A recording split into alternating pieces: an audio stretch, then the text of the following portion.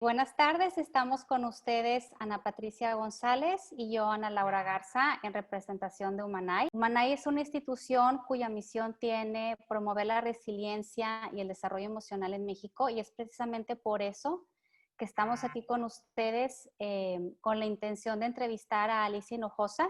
Hola, Alicia. Hola, ¿cómo están? Buenas tardes. Bien. Buenas tardes, Alicia, bienvenida. Gracias por la invitación. Encantada, Alicia. Les voy a dar un breve resumen del currículum de Alicia. Alicia es licenciada en psicología con especialidad en psico-oncología y cuidados paliativos. Es fundadora de la Fundación Elizabeth Kubler-Ross en México. Es encargada del grupo de voluntariado de la Fundación EKR desde hace 12 años.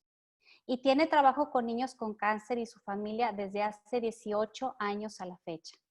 Aparte, maneja una práctica privada en duelo. Es todo un honor y un placer estar contigo el día de hoy, Alicia. Muchas gracias. Al contrario. Ha sido para nosotros un placer lograr concertar este momento de reunión porque hay muchas cosas que queremos platicar contigo y sabemos que hoy nos vas a dejar muchísima enseñanza. Gracias.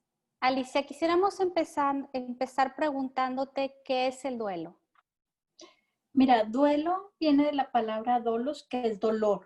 Y realmente es cuando, en términos así muy sencillos, es cuando perdemos algo que nos mueve nuestra forma de vivir, que como que te quitaron el tapete y te dejaron volando y no sabes ni dónde vas a caer. Es cuando tienes una pérdida significativa que cambia tu vida. Y esto no tiene nada que ver con que nada más sea la muerte, que muchas veces lo asociamos nada más a muerte. Entonces puede ser cualquier tipo de pérdida significativa que tengamos en nuestras vidas. Esto entonces me lleva a entender con la explicación que tú nos das que puedo tener, bueno, ahorita en esta etapa de confinamiento por el COVID ya tenemos más de 100 días, hay gente que ha perdido trabajo, así que ahí puedo entrar en duelo, Alicia, por perder, sí, por perder cosas, pues sí, me mueve la vida perder trabajo. Sí, definitivamente es algo en donde se viene esto y de repente y que no esperábamos que fuera a hacer tanto caos en nuestras vidas. Entonces sí se pierden muchas cosas y esa pérdida que tenemos, entramos en duelo, que muchas veces las personas como que no lo ubican así como un duelo tal, porque no lo identifican como eso, pero en realidad sí es un duelo. Ok, Alicia, también fíjate que me deja pensando un poquito el lado como un poco subjetivo del duelo. O sea, algo puede ser para mí duelo y no para ti. O sea, por poner un ejemplo, para mí el contacto físico de poder ver a mi gente querida y poderla tocar, poderla abrazar, y ahorita no poderlo hacer, yo percibo que es como una especie de duelo para mí. Sí, definitivamente. Cada uno tenemos nuestra propia forma de vivir un duelo. Y mi duelo no es igual al de mi esposo, que vivimos juntos y que nos conocemos desde hace mucho, o mi duelo no es igual al de mis hermanos o al de algún familiar muy cercano. ¿Por qué? Porque los duelos son individuales y cada persona es única y va a vivir su duelo dependiendo de cómo, primero que nada, cómo haya sido educada, cómo haya afrontado otras pérdidas, cómo se hayan tratado esas pérdidas dentro de la familia. Y como les digo, o sea, cada uno tomamos las cosas dependiendo de nuestro punto de vista. Seamos hermanos, seamos pareja, seamos lo que sea dentro de una familia. Si ustedes ven, cada quien va a vivir su duelo de forma diferente. Y muchas veces yo como persona le digo a alguien más, oye, es que si haces esto, esto y esto, o si lees este libro, o si vas a este curso, si vas con fulana de tal, te va a hacer mucho bien y a lo mejor al otro no le hace bien. Entonces, no quiere decir que lo que a mí me está funcionando le va a funcionar también al otro. Ok. Alicia, te escucho que dices, si cada uno vivimos nuestro duelo, es una manera personal, como única, cada quien desde su experiencia, pero tú cuando mencionaste la definición de duelo dijiste que viene de la raíz dolor. Entonces, yo puedo reconocer que estoy en un duelo porque hay algo que me duele. Me duele entonces perder algo y no solo tiene que ser la muerte de alguien, es perder mi libertad, Alicia, me lleva a estar en duelo, por ejemplo. Sí, de poder salir y entrar y no estar usando que guantes y el gel y el cubrebocas, o sea, todo eso. Y sí es una pérdida de libertad porque ahora a lo mejor sales, pero ya con más temor. Ya no sales con esa confianza de que no va a pasar nada. Entonces sí es una pérdida de libertad también. Muy bien. Oye, Alicia, ¿nos podrías platicar qué tipos de duelo existen? Hay muchos duelos que existen. Está el duelo anticipado, que es cuando empezamos a sentir el duelo antes de que pase. Y esto casi siempre se manifiesta, por ejemplo, en personas que están enfermas, que van a fallecer. Entonces, cuando se da el diagnóstico, la familia empieza a vivir su duelo por esa enfermedad del familiar y porque va a llegar a un final de muerte. Luego también está el duelo complicado, que es cuando la persona se instala en el dolor y no quiere salir. Y esto no es porque lo haga adrede, sino que inconscientemente se instala en ese dolor y ahí se queda. Casi siempre en la vida tenemos dos caminos y es o ver qué podemos hacer con esto que nos está pasando y sobre esta realidad que estoy viviendo, cómo puedo hacerle para salir, o me está pasando esto y pobrecito de mí y necesito que todos los demás estén conmigo y me apapachen. Y entonces ya se vienen luego ganancias secundarias sobre ese instalarse en ese duelo, en ese dolor, que como esas ganancias secundarias nos dan ventajas, entonces preferimos estar acá que ver el camino, que qué podemos hacer con lo que estamos viviendo en estos momentos. Que ahorita hay mucha gente así que dice, no, pues yo como no puedo salir y no puedo hacer y no esto, pues aquí estoy encerrada y no, nadie me viene a visitar, nadie me habla, nadie. Entonces se están instalando en ese duelo en donde inconscientemente pueden manipular a todos los demás de la familia para ganar esas ganancias secundarias que se le llaman. Luego hay otro duelo que es el duelo crónico, en donde se repite una y otra vez, cada vez que se vive algo, se repite como si fuera la primera vez que están viviendo el duelo. Entonces, son duelos que no están terminados, no están superados, no están elaborados. Y entonces por ejemplo, voy a un funeral y voy a dar las condolencias a una amiga, pero me recuerda el funeral de mi ser querido y entonces lloro como si fuera el funeral de mi ser querido. Entonces, lo vive cada vez y se hace un círculo vicioso que es muy difícil de cortar, de que salga la persona. Cuando a alguien externo le hace ver eso, entonces como que la persona ya se da cuenta y puede cortarlo. Pero mientras está en eso, es bien difícil que se dé cuenta. Otro duelo es el patológico, en donde ya nosotros en tanatología llamamos tristeza profunda. porque es una tristeza que da por el duelo de haber perdido a alguien o algo que nos pasó. Entonces nos da mucha tristeza y eso hace que las manifestaciones se puedan confundir con una depresión. Entonces hay una línea muy delgadita entre la tristeza profunda y la depresión. Entonces, mientras la persona pueda hacer ciertas cosas y se vea que va avanzando en su elaboración de duelo, está dentro de una tristeza. Pero cuando vemos que empieza a deprimirse, es cuando no vemos avances en esta elaboración de duelo, sino que se queda estancada y aparte en la depresión se necesitan ya medicamentos para poder tener una vida más normal. En la tristeza profunda procuramos no dar medicamentos porque esto hace que los duelos se vayan retrasando. Entonces, es nada más tener muy claro cuándo es una tristeza profunda y cuándo es una depresión para que no llegue luego a otras consecuencias peores. Entonces, pero sí la línea es muy delgada y eso depende también de cada persona.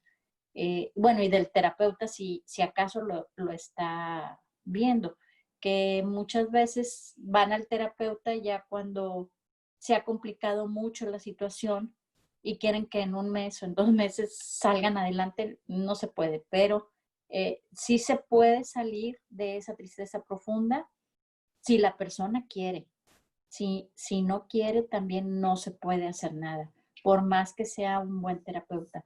Entonces, es nada más cómo manejarlo y cómo abordarlo y tratar de que el duelo no se complique, que no caiga en una depresión, que no caiga en otras cosas que puede haber más complicaciones.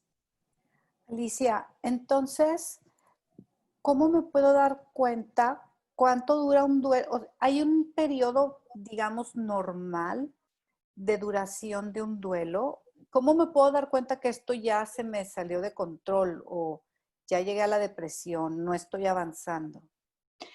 Sí, es cuando empezamos a vivir un duelo, es como una montaña rusa. O sea, a veces estamos bien y de repente nos bajamos y caemos más abajo de lo que estábamos, con mucho mayor tristeza de la que teníamos el día de ayer y pensamos que estamos retrocediendo.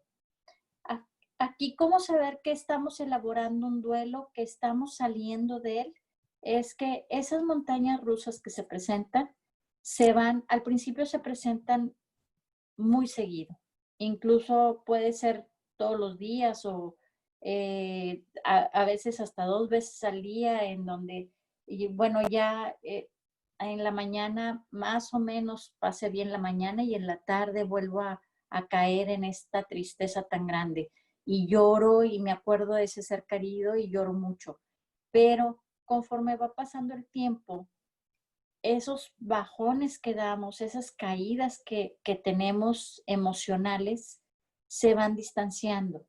Entonces, a lo mejor al principio sí es muy seguido, pero, y sí sentimos que avanzamos uno o dos pasos y retrocedimos 3. Entonces, está así como que oscilando, pero vemos que vamos avanzando y que cada vez esas caídas son menos fuertes, son menos dolorosas.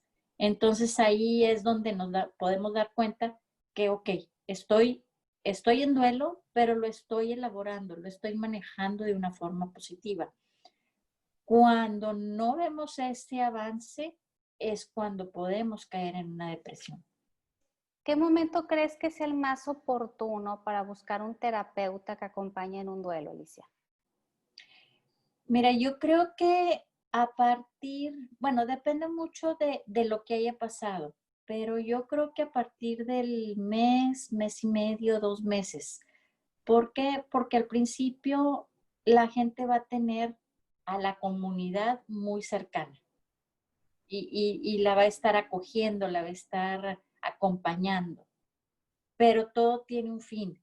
Y esa comunidad que está acompañando y está acogiendo empieza a olvidarse, le podríamos decir, en el sentido de que pues ya también empiezan a hacer sus actividades ya más normales y se empiezan a olvidar del duelo de la amiga o de la hermana o de la mamá o de quien sea.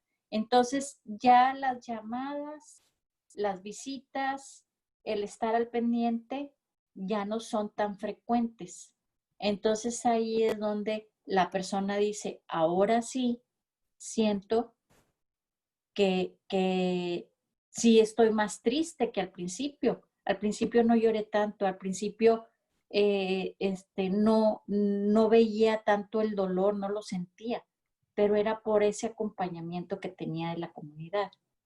Ya cuando se acaba, entonces es cuando realmente empiezan a vivir su duelo y es cuando ya podemos entrar nosotros a ayudar o apoyar. Okay. Alicia, una de las características por las que identificamos mucho estar en duelo es la tristeza, pero no siempre, ¿verdad? Hay duelos que se acompañan con otras emociones, como el enojo. Sí, depende mucho del tipo de duelo que sea, pero si, por ejemplo, si lo transferimos aquí a lo del COVID, hay mucha gente que está enojada porque no puede salir. ¿Y por qué está enojada? Porque está perdiendo la libertad de poder salir a la hora y como quisiera. Entonces, eso causa frustración. El que entiendan que esos sentimientos son buenos vivirlos, son buenos sentirlos, pero también saber de dónde vienen, cuál es el origen de ese sentimiento. Porque, por ejemplo, es muy común el enojo. Y me enojo con el que tengo al lado, y me enojo con el que se me atraviesa, y me enojo con todo el mundo. Y sin motivo aparente. Entonces, eso hace también que las relaciones se empiecen empiecen a hacerse como que más apartadas, la gente empieza a sacarle la vuelta a la persona, a no acercarse tanto.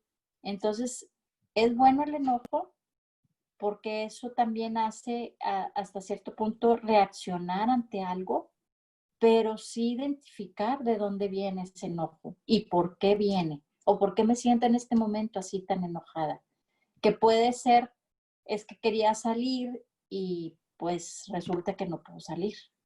Estamos hablando y hemos hablado de las pérdidas como el trabajo, pérdidas económicas, pérdidas de negocio, y eso causan dolor y causan enojo, pero también ya estamos en un punto en que estamos empezando a vivir pérdidas de seres queridos, pérdidas de amigos, y no necesariamente que mueren por COVID, que mueren por enfermedades naturales también, y sin embargo los funerales se volvieron, ya no están a nuestro alcance como solían ser.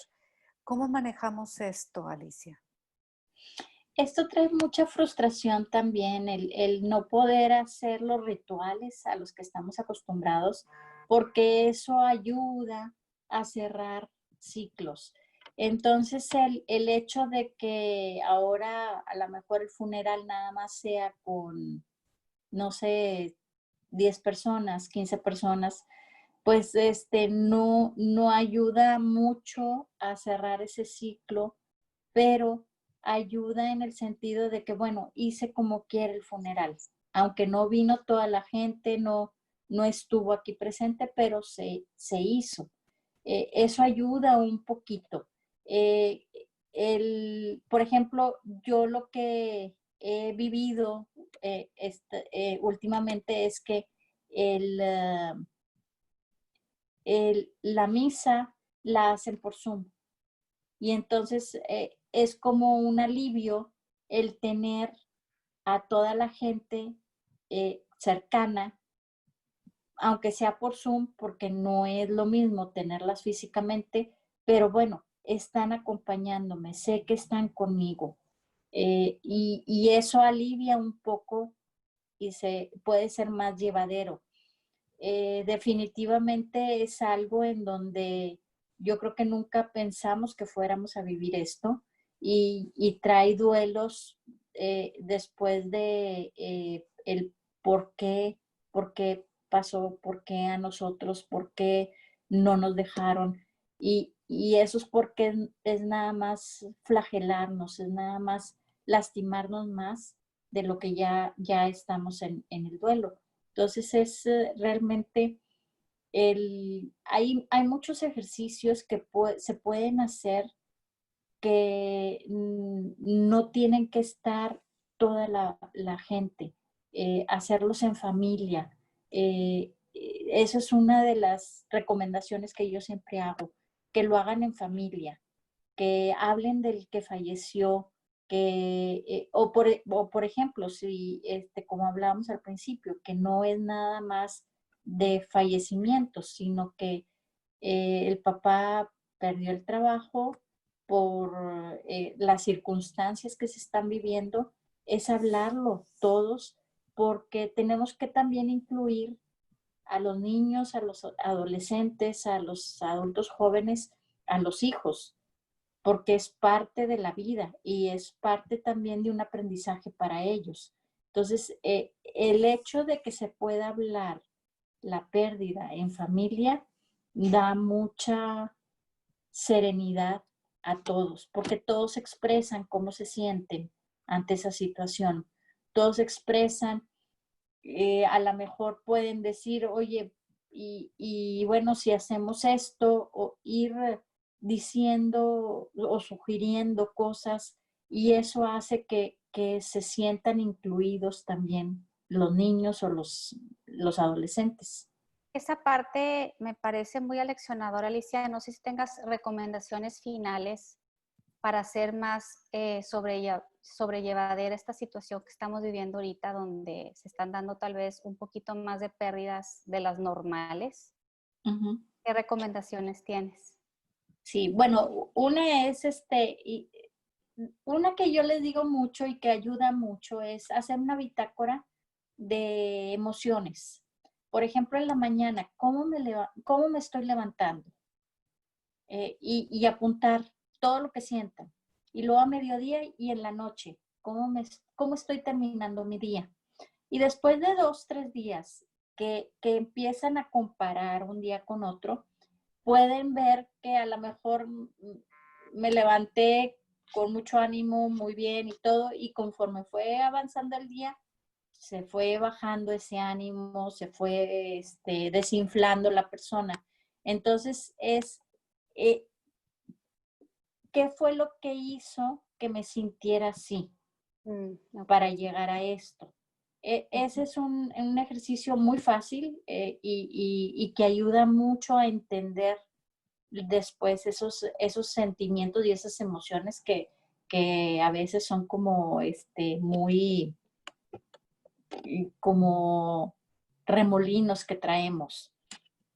El otro es hablar en familia. Definitivamente el hecho de perder algo es hablarlo y hablarlo todo, cómo se siente cada uno, el poder expresar, el que les den el permiso de expresar, el que si hay que llorar, que lloren en familia, el poder hablarlo, eso también ayuda mucho.